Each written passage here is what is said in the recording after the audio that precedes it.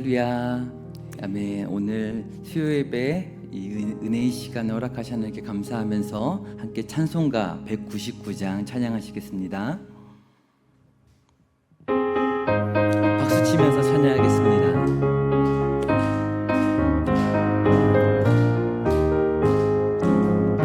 나의 사랑하는 책 비록 헤어졌으나 어머니의 무릎 위에 앉아서 재미있게 듣던 말 그때 일을 지금도 내가 잊지 않고 기억합니다. 귀하고 귀하다 우리 어머니가 들려주시던 재미있게 듣던 말 이 책 중에 있으니 이 성경 심히 사랑합니다. 옛날 용맹스럽던 다니엘의 경험과 유대 임금 다윗 왕의 역사와 주의 선지 엘리야 바람 타고 하늘에 올라가던 일을 기억합니다. 귀하고 귀하다 우리 어머니가 들려주시던 재미있게 듣던 말 이 책 중에 있으니 이 성경 심히 사랑합니다. 예수 세상 계실 때 많은 고난 당하고 십자가에 달려 죽임 당하니 어머니가 읽으며 눈물 많이 흘린 것 지금까지 내가 기억합니다.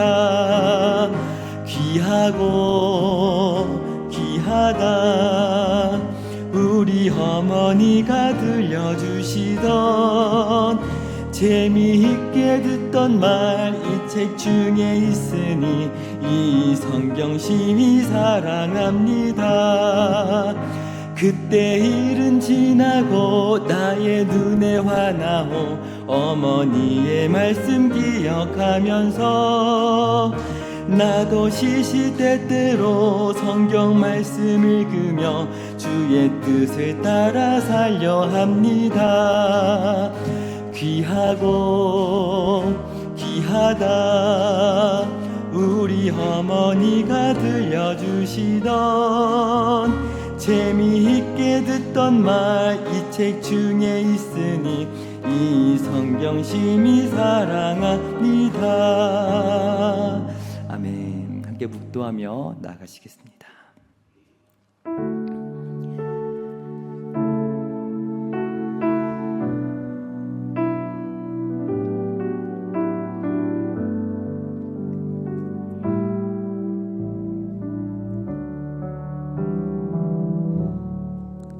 하나님 아버지, 오늘 우리의 신앙이 하나님의 말씀 안에서 태어나고 또 이렇게 성장할 수 있도록 우리를 돌보신 그 은혜에 감사합니다. 오늘 이 자리에서 그 하나님의 말씀이 우리에게 어떻게 주어졌는지, 비록 우리 육신의 부모는 연약하나 오늘 우리의 영원한 부모가 되신 하나님의 그 은혜를 오늘도 사모하오니 오늘 주의 말씀 앞에 은혜를 입게 하여 주시옵소서. 예수 그리스도 이름으로 기도드립니다. 아멘. 전능하사 천지를 만드신 하나님 아버지를 내가 믿사오며 그 외아들 우리 주 예수 그리스도를 믿사오니 이는 성령으로 잉태하사 동정녀 마리아에게 나시고 본디오 빌라도에게 고난을 받으사 십자가에 못 박혀 죽으시고 장사한 지 사흘 만에 죽은 자 가운데서 다시 살아나시며 하늘에 오르사 전능하신 하나님 우편에 앉아 계시다가 저리로서 산자와 죽은 자를 심판하러 오시리라. 성령을 믿사오며 거룩한 공회와 성도가 서로 교통하는 것과 죄를 사하여 주시는 것과 몸이 다시 사는 것과 영원히 사는 것을 믿사옵나이다. 아멘. 찬송가 205장 찬양하시겠습니다. 박수치며 찬양합니다.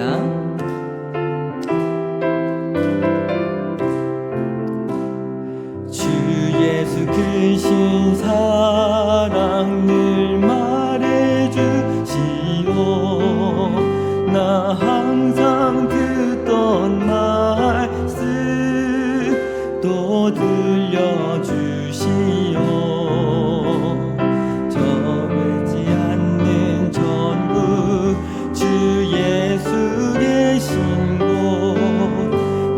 밝히 하라 듣게 또 들려주시오. 나 항상 듣던 말씀, 나 항상 듣던 말씀, 주 예수 그 신사랑 또 들려주시오. 아침에 이슬 방울 시 사라짐 같이 내 기억 부족하여 늘 잊기 쉬우니 잘 알아듣기 쉽게 늘 말해 주시오. 날 구속하신 사랑 또 들려주시오. 나 항상 듣던 말씀, 나 항상 듣던 말씀, 주 예수 크신 사랑 또 들려주시오. 주 예수 나를 위해 이 세상 오셔서 날 구속하신 은혜 말하여 주시오. 나 같은 사람 위에 주 보혈 흘렸네. 이 복스러운 말씀 또 들려주시오. 나 항상 듣던 말씀, 나 항상 듣던 말씀, 주 예수 크신 사랑 또 들려주시오. 이 세상 헛된 영화 날 미혹할 때에 주 예수 크신 사랑 늘 들려주시오. 천국의 빛난 영광 내 눈에 비칠 때 주 예수 크신 사랑 또 들려주시오. 나 항상 듣던 말씀, 나 항상 듣던 말씀, 주 예수 크신 사랑 또 들려주시오. 아멘.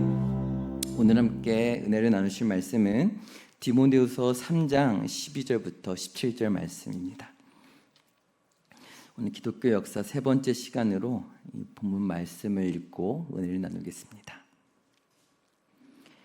함께 12절부터 교독하여 읽도록 하겠습니다. 무릇 그리스도 예수 안에서 경건하게 살고자 하는 자는 박해를 받으리라.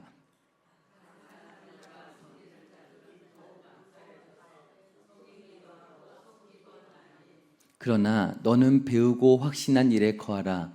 너는 내가 누구에게서 배운 것을 알며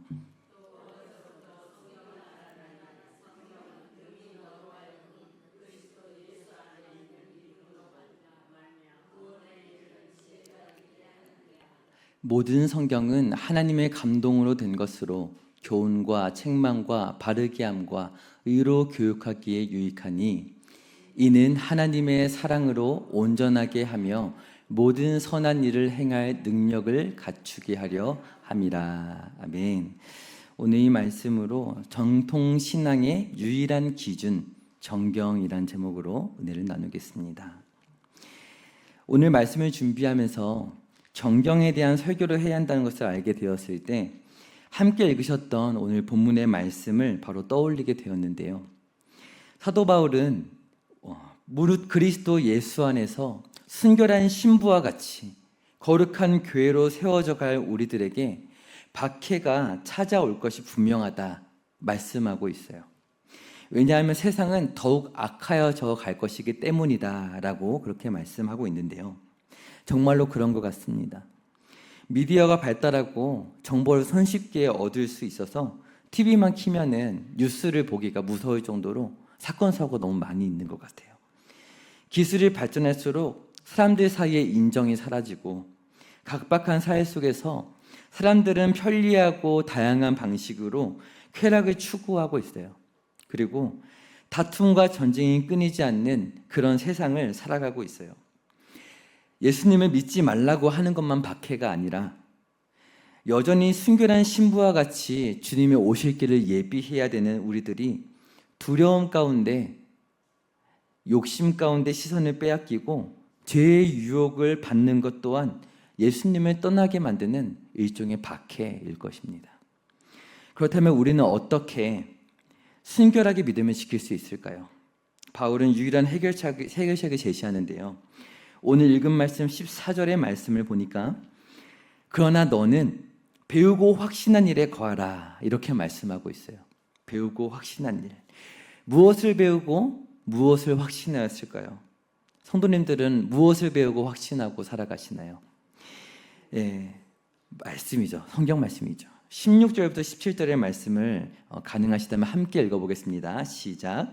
모든 성경은 하나님의 감동으로 된 것으로 교훈과 책망과 바르게 함과 의로 교육하기에 유익하니 이는 하나님의 사람으로 온전하게 하며 모든 선한 일을 행할 능력을 갖추게 하려 함이라. 아멘. 암송도 많이 하시는 말씀이죠. 모든 성경은 하나님의 감동으로 되었다. 하나님의 사람으로 온전하게 하며 행할 능력을 갖추게 하는 것이 하나님의 말씀이다라고 하고 있어요. 저는 이 말씀을 보면서 세상 고백하게 되었습니다. 이 악한 세상에서 하나님의 사람으로 온전하게 행할 능력을 갖추게 하실 성경 66권의 말씀이 모두 다 하나님의 감동으로 주어진 것이구나. 성경은 약 1500년에 걸쳐서 40명이 넘는 사람들을 통해 쓰여졌는데 하나님의 감동은 시간과 공간을 꿰뚫고 역사하셔서 오늘 나와 우리 교회까지 주어지고 있는 것이구나 라는 고백을 하게 되었습니다. 그래서 저는 원래 학창시절에 역사 공부를 전혀 즐겨하지 않았지만 다시금 말씀을 보면서 깨닫게 되었어요. 오늘날 교회의 현주소는 신랑 되신 주님과 손을 맞잡고 걸어온 사랑의 추억들이기에 참 특별한 것이구나. 그 귀한 고백을 함께 드리는 시간이 되시길 축복드립니다. 아멘. 오늘 저와 성도님들의 고백처럼 신랑 되신 예수님과의 사랑을 간직하고 지켜내는데 온 힘을 다 쏟았던 성도들이 있었어요. 바로 초대교회에 박해받던 성도들이었어요. 초대교회 성도들은 예수 그리스도의 복음을 향한 순수한 믿음을 지키려고 부단히 애썼는데요. 처음에 그들은 비록 오늘날처럼 체계적이거나 논리정연하게 정리된 그런 고백과 신학이 없더라도 딱히 불편함을 느끼지 못하며 살았어요. 왜냐하면 복음을 철저히 무시하는 세상의 문화와 통치자들의 교회를 핍박하는 그 무시무시한 정책들로부터 믿음을 지키기 위해서 모이기에 힘썼고 말씀을 의지하며 기도하는데 모든 에너지를 쏟아야 했기 때문이에요. 그러나 복음을 향한 그 순수한 믿음을 지킨다는 것은 이 악한 세상의 핍박 속에서 결코 녹록지 않은 것이었어요. 뿐만 아니라 교회 안에서도 문제가 생기기 시작했는데요. 예수님께서 부활하신 후에 승천하시고 수십 년이 흐르게 되자 도대체 예수님이 누구이신가? 진정한 기독교는 무엇인가? 혼란이 점점 가중되어 가기 시작했어요. 그래서 초대교회 성도들은 많은 경우에 예수님이 오시기 전부터 존재해왔던 유대교회의 믿음을 받아들였었는데 성경을 잘못 오해하고 있는 경우가 많았어요. 예를 들면 이런 거예요. 하나님께서 태초에 창조하신 것이 무에서 유를 창조하신 게 아니라 이미 물질이 존재하는 유의 상태에서 질서를 세우셨다라고 이해하는 거예요. 성도님들 창세기를 많이 읽어보셨을 텐데 맞나요? 틀리나요? 틀렸죠. 아마도 태초에 땅이 공허하고 혼돈 가운데 있었다는 그 창세기 1장 2절의 말씀을 잘못 이해했던 것 같아요. 이뿐만이 아니었어요. 지난 시간에 배우셨던 것처럼 영지주의 같은 이방 문화의 영향을 받아서 어떻게 잘못 믿었나요? 육체는 선하다고 했나요? 악하다고 했나요? 악하다라고 했어요. 천하고 더러운 것이고 영혼은 깨끗한 것이니까 죽을 때까지 함부로 살면 되겠구나. 그런 이해로 성경을 다 잘못 이해하기 시작한 것이죠. 이러한 여러 가지 혼탁함 속에서 너무나 감사하고 다행히도 하나님께서 주신 신앙의 선물이 있었어요. 말씀을 한 구절 같이 읽어보면 좋겠는데요. 사도행전 17장 11절 말씀이에요. 네, 같이 한번 읽어보겠습니다. 시작.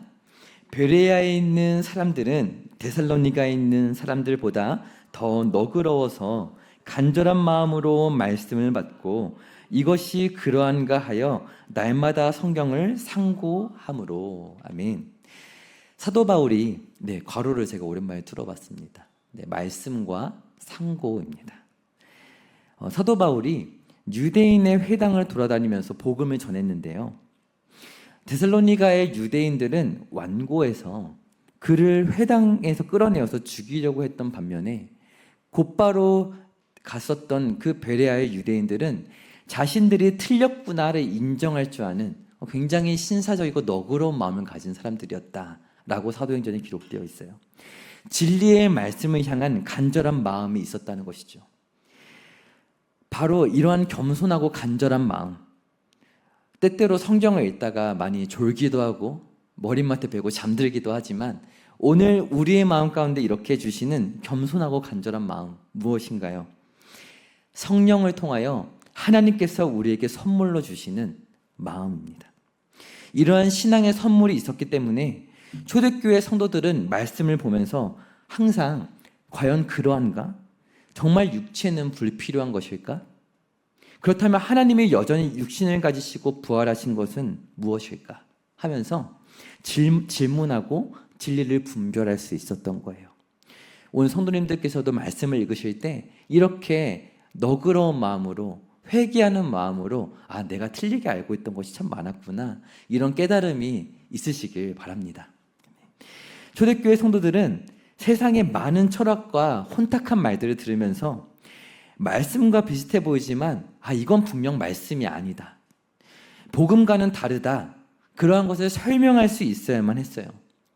왜냐하면 다른 종교와 다른 지식인들은 나름의 철학을 마치 진리인 듯이 포장하면서 너희가 예수님을 말하고 복음을 말하지만 그거는 사실 원래 세상에 있던 것들이야, 잘못된 거야 라고 도전하는 것들을 대적해야 했기 때문인 것이죠.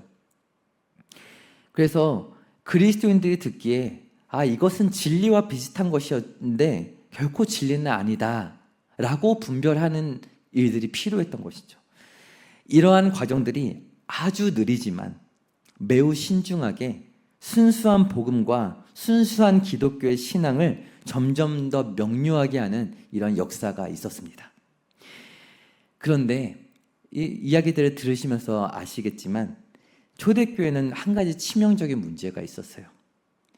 무엇이냐면 논리적으로 잘 정리된 신학이나 체계적인 고백이 없이도 순수한 복음을 지킬 수는 있었을지 모르겠어요. 하지만 점점 상황이 어려워지게 되었는데 신약 성경까지 모두 쓰여지고 나서도 아직까지 어떤 책까지가 성령에 감동된 성경이고 어떤 책부터는 성경이 아니다라는 정리가 되지 않은 채 뒤섞여 있었던 상황이었던 것이죠. 오늘 우리는 성경을 이렇게 가지고 있잖아요. 근데 신약 성경이 이렇게 정리되어 있지가 않은 거예요.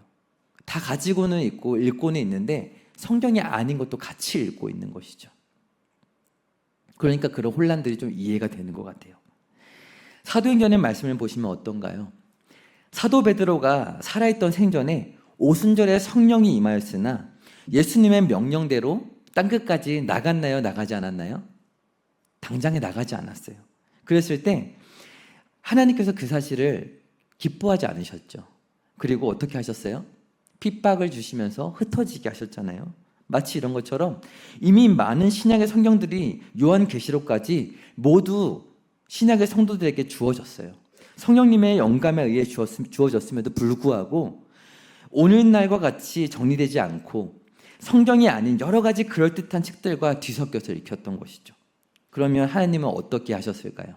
이런 광경을 보시면서 예루살렘에 모여있던 성도들을 그 핍박으로 흩어지게 하셨던 것처럼 이단들의 공격과 갖은 혼란을 교회 안팎에 허용하시면서 이미 성령님에 의해 완결된 이 신약의 성경을 한 권 한 권씩 골라내게 하신 거예요.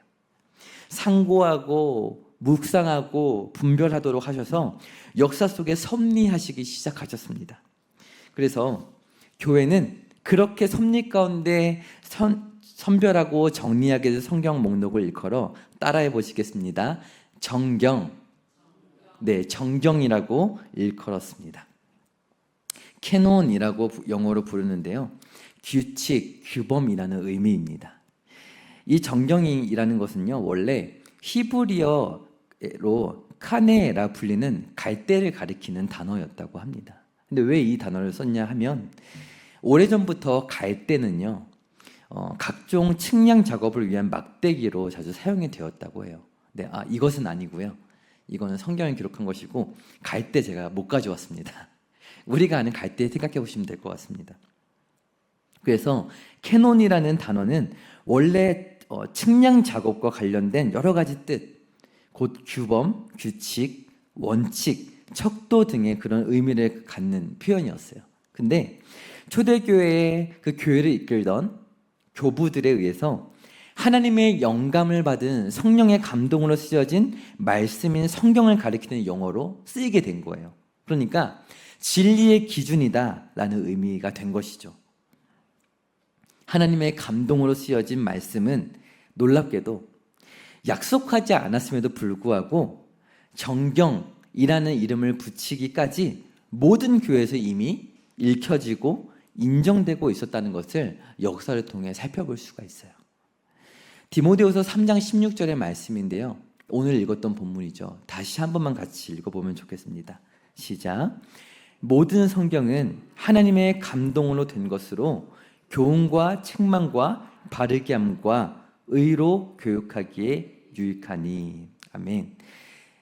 글들을 읽어봤을 때에 하나님의 말씀인가 그렇지 않은가를 알 수 있는 것이죠.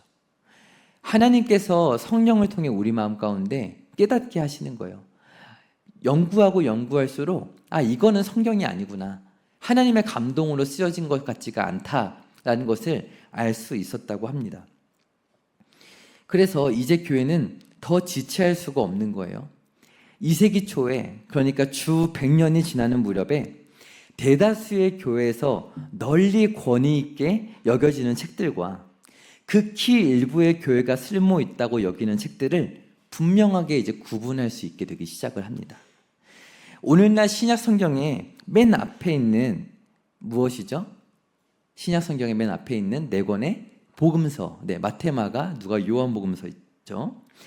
이 복음서와 이제 사도행전과 바울의 편지들, 이 편지들이 어느 지역을 불문하고 모든 교회들에서 아주 빠르게 이거는 틀림없는 성경이다, 그 정경의 권위가 인정되었습니다. 그리고 일부 지역에서는 우리에게 너무 생소한 이름이지만 디다케, 클레멘스 1서, 바나바 서신, 안디옥의 이그나티우스 서신, 베드로 묵시록, 이러한 생소한 것들이 쭉 읽혀왔다고 합니다. 그런데 이러한 것은 성경에 비슷한 것이지만 성경은 아니구나 라는 것이 분별이 된 것이죠. 그리고 특정 지역에서만 읽혔기 때문에 이것은 하나님께서 교회에 주신 성경이 아니구나 라고 판단할 수 있었다고 합니다. 그리고 시간이 흘러서 2세기 말에 다가와서는 로마 교회들의 관습을 반영한 문서가 이제 발견되어서 알게 되었는데요. 1740년에 이탈리아의 역사가였던 모라토리가 발견한 것이에요. 무엇이냐면 굉장히 초기에 정경의 목록이 적혀 있는 거예요. 그걸 보니까 복음서와 사도행전, 그리고 바울의 편지들, 그리고 요한 1서와 요한 2서, 유다서가 이미 교회 전체에 성경의 권위로 받아들여지고 있었다라는 것을 역사적으로 발견할 수도 있었어요.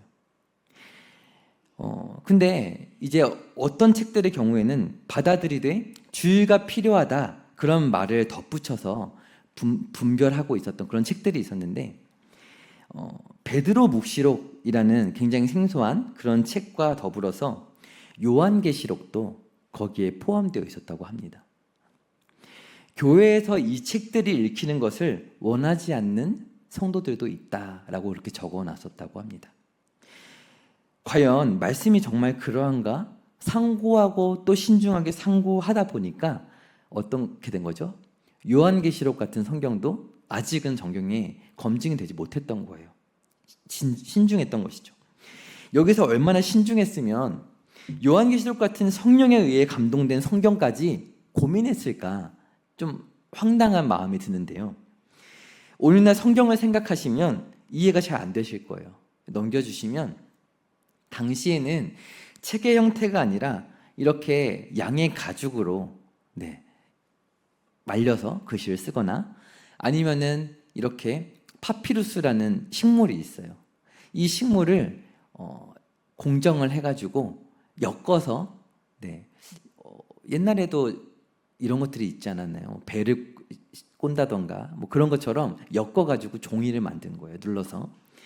그래서 이런 것으로 성경을 베껴 쓰고 돌려보던 시절이었던 거예요. 그러니까 교회마다 이런 성경들이 다 읽기가 어려웠겠죠.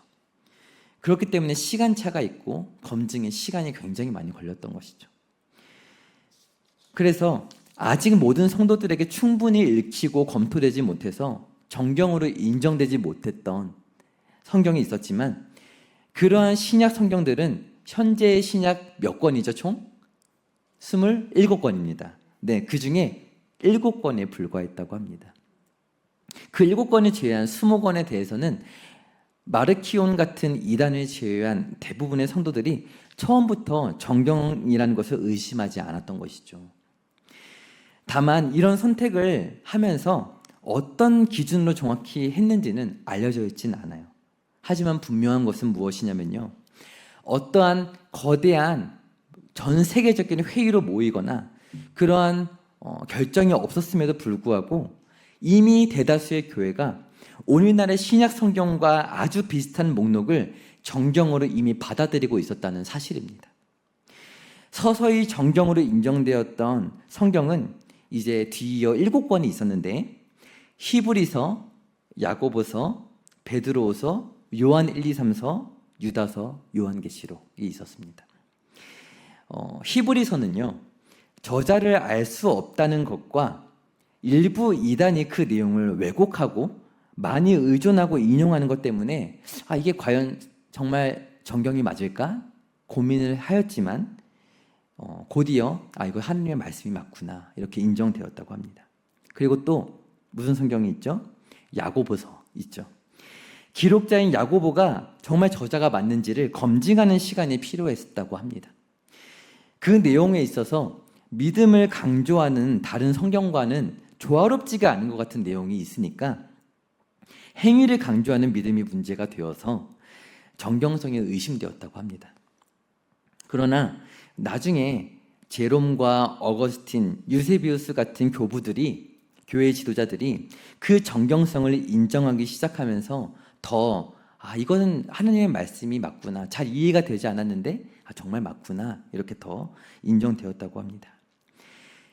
한참 시간이 흐른 후에 이야기지만 참 재밌는 이야기가 있어요. 황당하게도 1500년대 종교개혁자였던 마틴 루터는 이 야고보서가 지푸라기 같다 그렇게 느낀다라고 고백했다고 해요. 왜냐하면 믿음으로 말미암아 구원을 받는다고 그렇게 외쳤는데 행함을 자꾸 강조하니까 잘 이해하기가 힘든 것이죠. 그런 혹평에도 불구하고 어떤가요? 성령의 감동하심으로 말미암아 우리의 마음에 교훈과 그 깨달음이 있기에 이 말씀은 분명한 진리의 말씀이구나 이해될 수 있는 것이죠. 그리고 또 어떤 성경이 있나요? 베드로 전후서가 있죠. 이 베드로 후서는요 정경이 되기까지 가장 의문이 많았다고 합니다. 왜냐하면 베드로 전서랑 그 말투가 약간 다르다고 해요. 그리고 일부분 보면은 이해하기 힘든 내용이 포함되어 있기 때문에 이것이 정말 성경이 맞을까 고민했다고 합니다. 오늘 우리가 베레아 사람들처럼 성경을 상고하고 또 묵상할 때에 성도님들 혹시 베드로후서가 이거 말투가 좀 전서랑 다른데 느끼신 적 있으신가요? 네, 저는 그런 적이 없는데 얼마나 상고하고 또 상고해야 그런지 잘 모르겠어요. 근데 이 원어를 뜯어보고 막 묵상하면서 연구하면서 그런 것까지 느꼈다는 거예요. 얼마나 상고했는지 아시겠죠? 네, 그렇게 보면서 연구를 했더니 끊임없이 연구한 결과 그 말투가 베드로의 특징을 잘 나타내 주는구나 라고 이제 판독이 된 거예요. 베드로전서와 유사한 점도 많이 발견되면서 이것은 진리의 말씀이구나 그렇게 되었다고 합니다.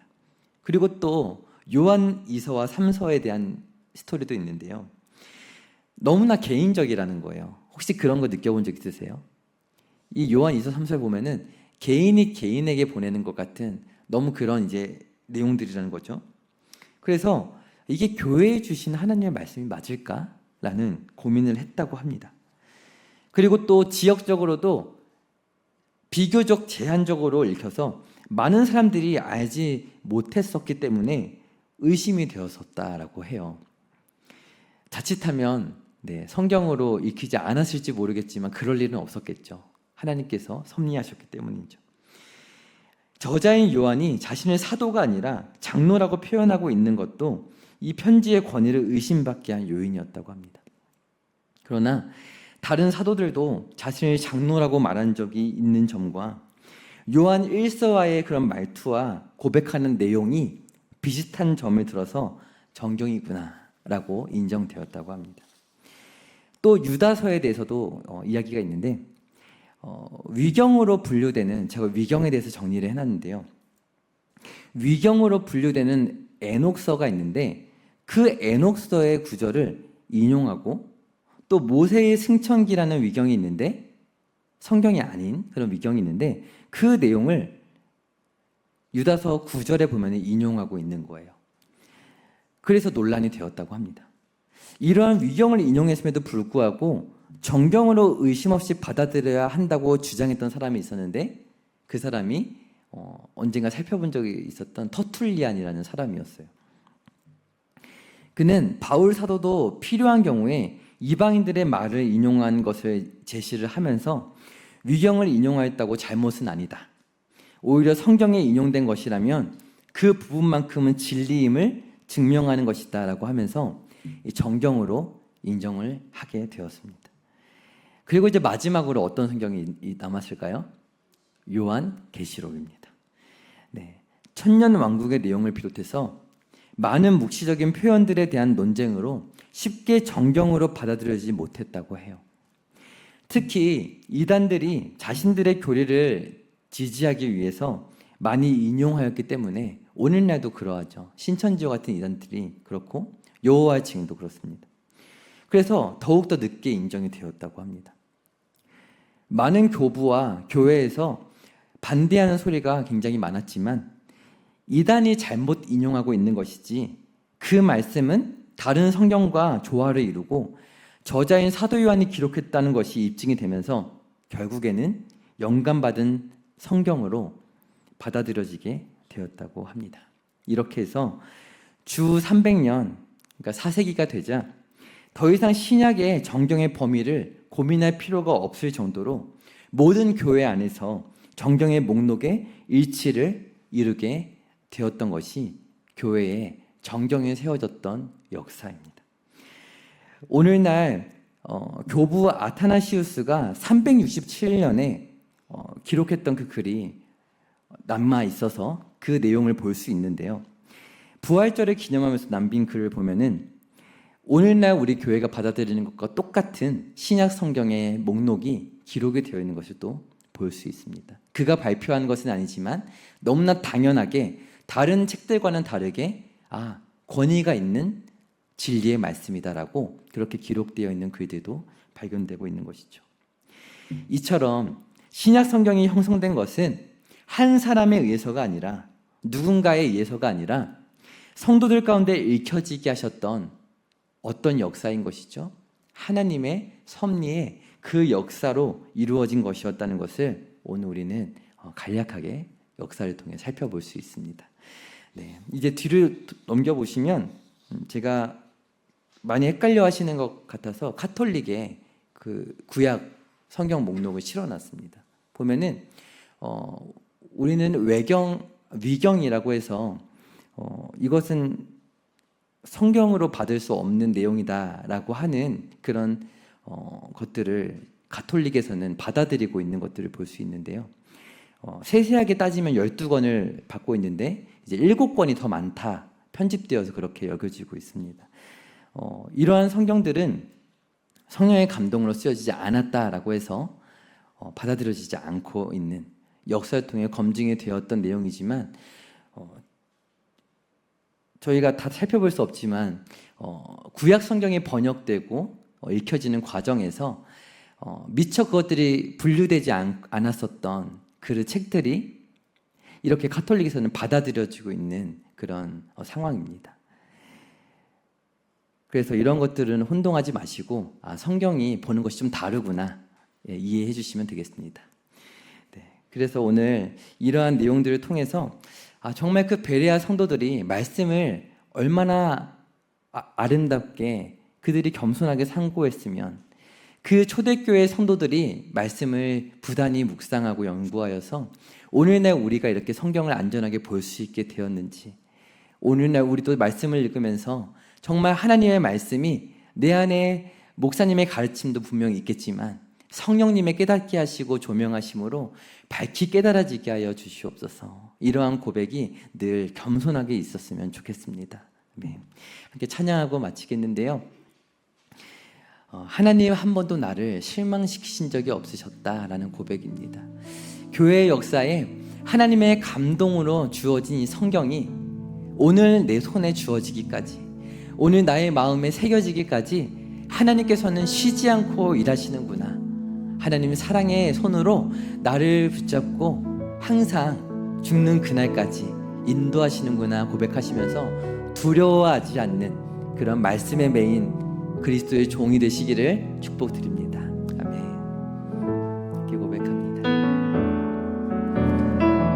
하나님 한 번도 나를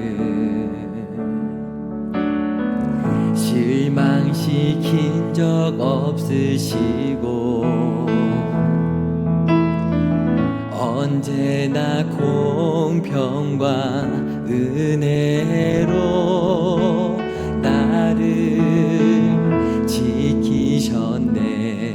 오 신실하신 주, 오 신실하신 주, 오 신실하신 주, 내 너를 떠나지도 않으리라, 내 너를 버리지도 않으리라. 약속하셨던 주님, 그 약속을 지키사 이후로도 영원토록 나를 지키시리라 확신하네. 지나온 모든 세월들, 지나온 모든 세월들 돌아보아도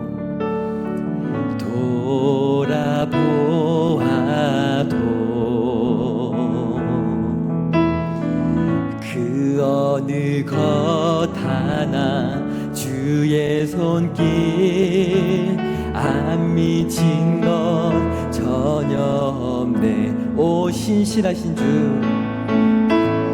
오 신실하신 주,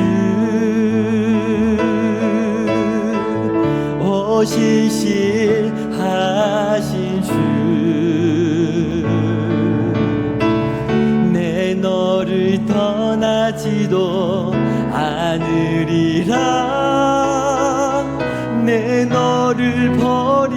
기도하느리라.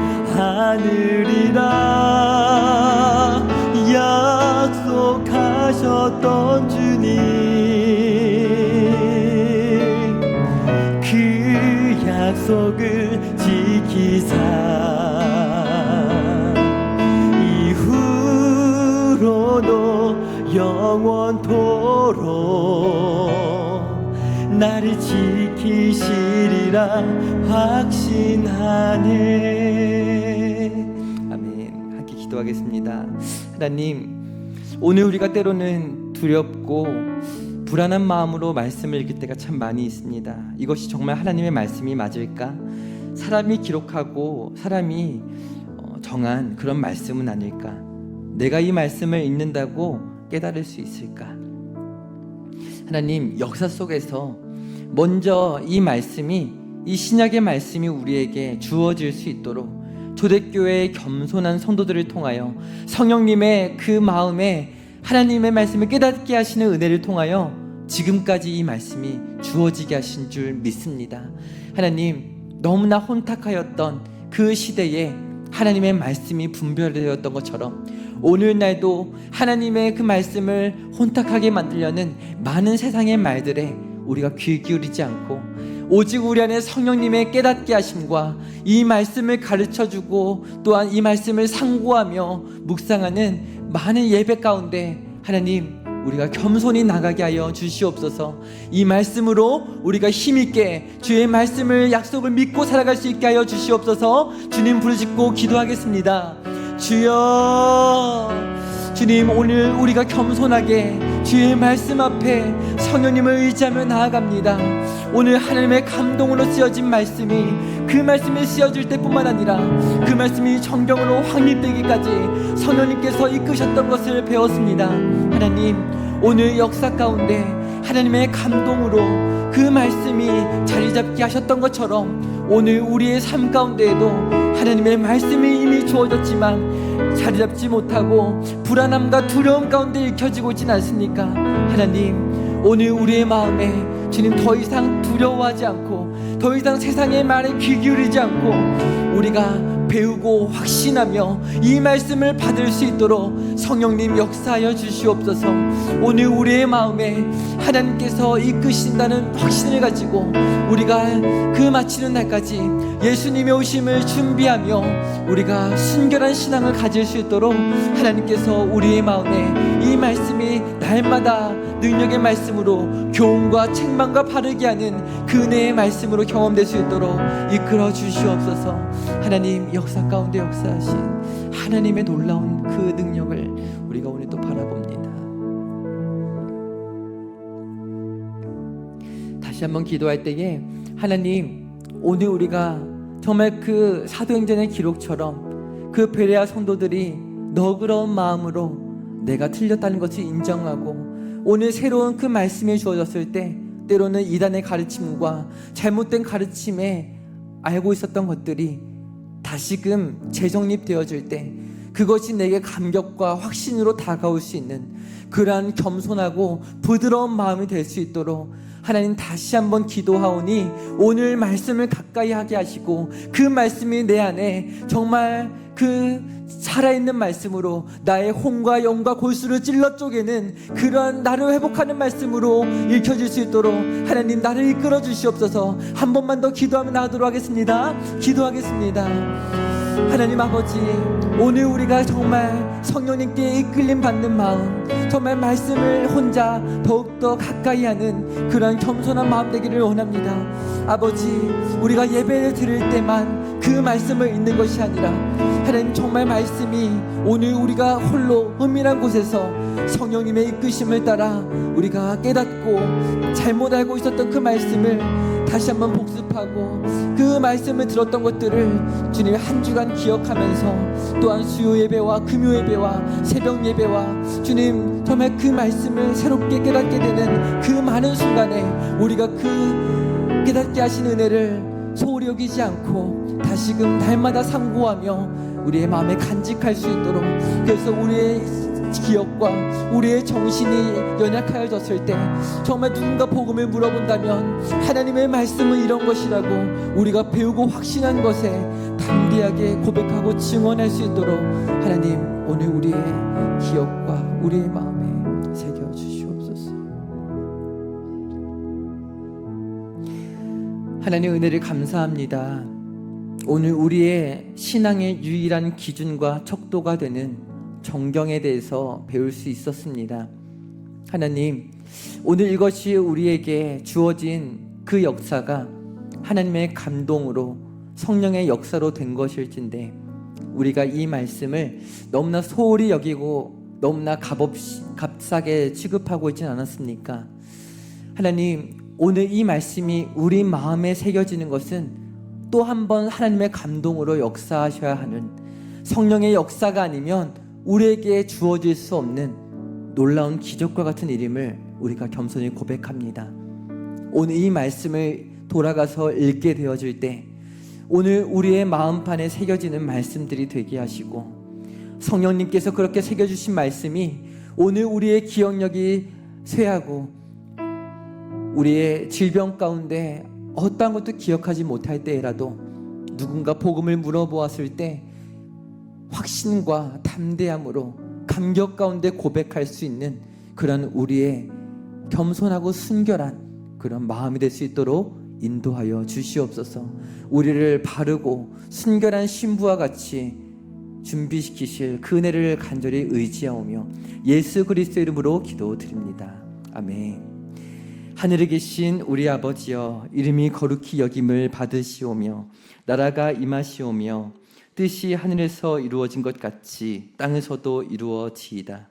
오늘 우리에게 일용할 양식을 주시옵고 우리가 우리에게 죄 지은 자를 사하여 준 것 같이 우리의 죄를 사하여 주시옵고 우리를 시험에 들게 하지 마시옵고 다만 악에서 구하시옵소서. 나라와 권세와 영광이 아버지께 영원히 있사옵나이다. 아멘.